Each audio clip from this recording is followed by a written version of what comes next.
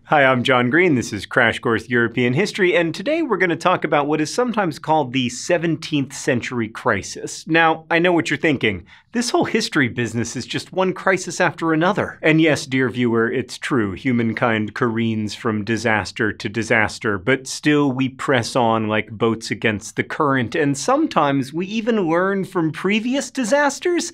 And since the 17th century crisis involves climate change and catastrophic war, we should maybe pay attention to this one.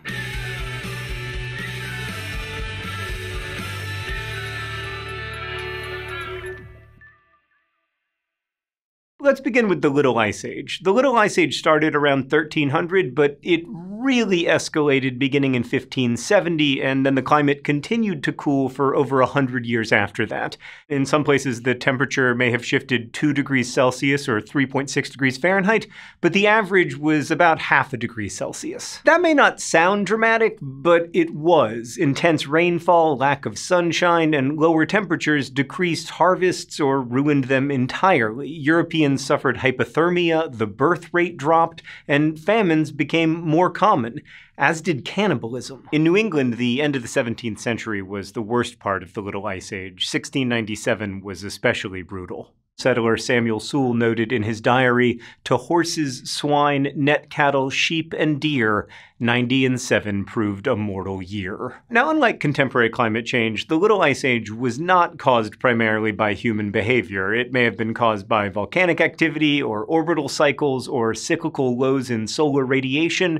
We like to think of the Earth's climate as entirely stable, but it never has been. That said, contemporary climate change is caused by humans, and even the most ambitious goals to limit it would result in an average global temperature change of 1.5 degrees Celsius, far higher than the average shift seen during the catastrophic Little Ice Age. And something else was happening in the 17th century that felt as mysterious and strange as lower temperatures: higher prices, sometimes called a price revolution, that increased prices for foods and other goods.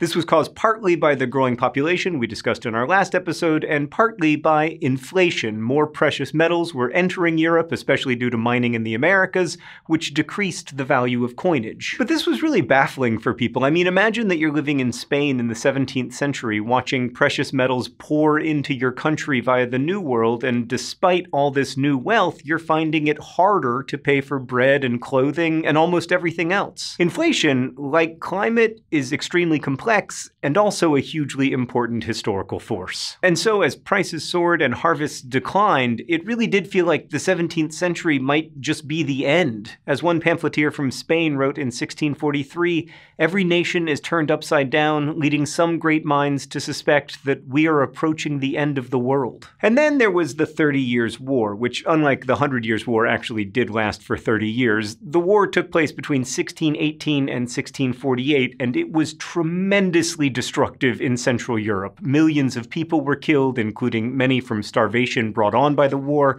Many different states within the quickly fracturing Holy Roman Empire were involved, as were France and Sweden and Denmark and England. The war started in 1618 over, you guessed it, religion. It began when Ferdinand II, the devotedly Catholic new Habsburg King of Bohemia, sent representatives to inform powerful Protestants that Prague and the rest of Bohemia would be Catholic territory from now on. Unsurprisingly, the Protestant lords in Prague weren't terribly happy with this news. In fact, they were so unhappy that they threw Ferdinand's representatives out, literally out the window, in the so-called Defenestration of Prague.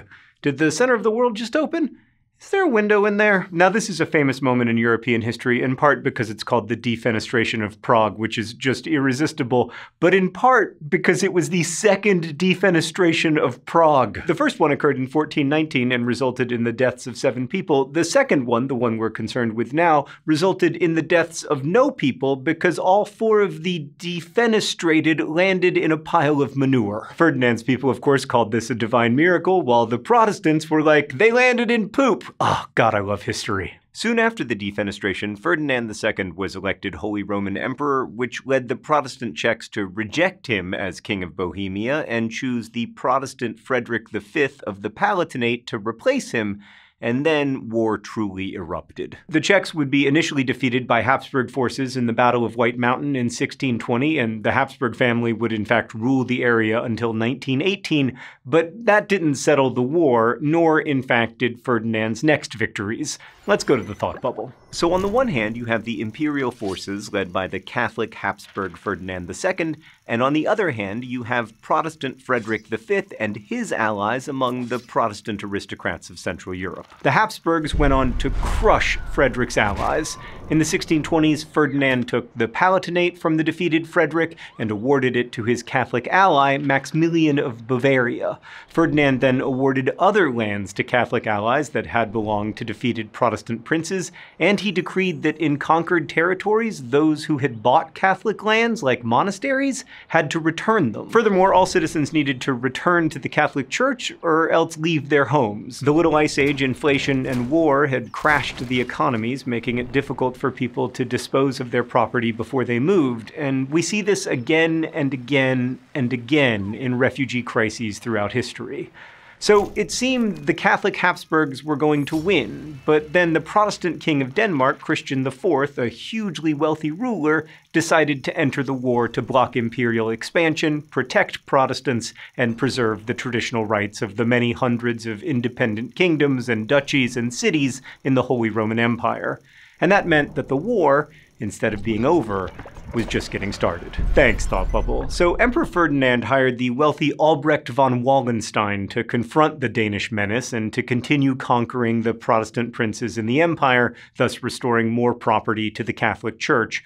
Wallenstein was Czech, and he'd been born a Protestant, but he converted to Catholicism as a teenager and then went on to marry a widow who died a few years after their marriage, leaving him a lot of property. But that was just the beginning of Wallenstein gaining property via death and/or marriage. Wallenstein did his conquering with such gusto and success that Ferdinand constantly rewarded him with more estates, and when Wallenstein married again, he gained even more wealth and prestige. He started out as hired help, but eventually grew to be very powerful in his own right. It's a real Holy Roman Empire dream story. You know, you start out in the war-making mailroom and then eventually work your way up to being the CEO of war. He raised armies of tens of thousands of fighters who laid waste to Protestant lands, and Wallenstein expanded the battlefield in the 30 Years' War by seeking out any nearby Protestants whose lands could be captured and returned to the Catholic side, thereby bringing new entrants into the war. The Netherlands came to the Palatinate's rescue, Spain, Italian states, and France also got involved, as did Sweden, a military powerhouse at the time,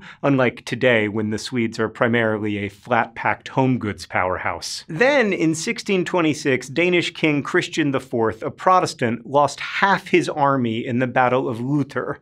Ferdinand II's confidence soared, and with it his counter-Reformation zeal. In 1629, he issued the Edict of Restitution, a sweeping confiscation of formerly Catholic lands and a harsh directive for non-Catholics to emigrate. And Ferdinand was merciless. When his armies would defeat the rebels, Ferdinand had those taken prisoner disemboweled after their right hands were hacked off. His German prince allies counseled moderation, but Ferdinand preferred the advice of his Jesuit priest to push the counter-Reformation ever further.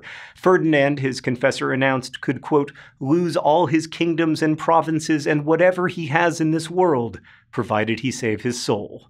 So there would be no compromise. Then, in 1631, Swedish King Gustavus Adolphus defeated the imperial army at the Battle of BREITENFELD, the first major Protestant victory of the war, which was by then 13 years old. Though Gustavus Adolphus was killed in battle the next year, that Catholic defeat heartened Protestant forces who kept the war going. Meanwhile, the war stopped being about just religion. For instance, Louis XIII of France allied himself with the Swedish king, even though Louis was Catholic and the Swedes were Protestant, because Louis didn't want the Holy Roman Empire to become too powerful. Over time, the daily realities of the war became even more brutal, as armies simply wandered across Central Europe, killing and scrounging for food. Young and old peasants and townspeople were stabbed or captured and tortured to death as waves of soldiers went from house to house. The first waves took obvious treasure, and then each successive wave settled on smaller objects. Those were the minor offenses: roasting people alive, torturing people's genitals until victims died, and raping girls to death, now became standard behavior in the war. Meanwhile, civilians were also dying of hunger and cold and disease. The Little Ice Age was taking its toll along with the armies who fought in the name of Catholic or Lutheran or Calvinist causes, or just merely to survive. Desperate refugee families were forced to leave their homes to start over dozens of times. Just one example of the horror. In Protestant Magdeburg, city officials faced an imperial army and its mercenaries at the city limits in the fall of 1630, and over the course of 7 months, devastation unfolded. Residents harassed the Catholic invaders, hurling rocks and other objects on them from the city ramparts, and once the imperial armies breached the walls, they started to torch the city. Magdeburg citizens struggled to escape both the armies and the fire. Of 25,000 people, only 5,000 were left at the end of the battle for the city, which was in the end destroyed by fire. In 1634, Holy Roman Emperor Ferdinand II had his own general Wallenstein assassinated because it appeared that Wallenstein was plotting to make peace with Sweden and perhaps planning a coup, although why anyone would want to be the Holy Roman Emperor at that point is an absolute mystery to me. But the war continued. The 1640s brought more horrendous weather, and disorder reigned as social and political systems just completely fell apart. There was often very little in the way of a functioning government, economies completely collapsed, and all manner of social norms broke down. There were, for instance, many reports of cannibalism, and public spaces became additionally dangerous when wolves and other wild animals arrived in villages and private farms. Finally, in 1648, the Peace of Westphalia brought an end to the war.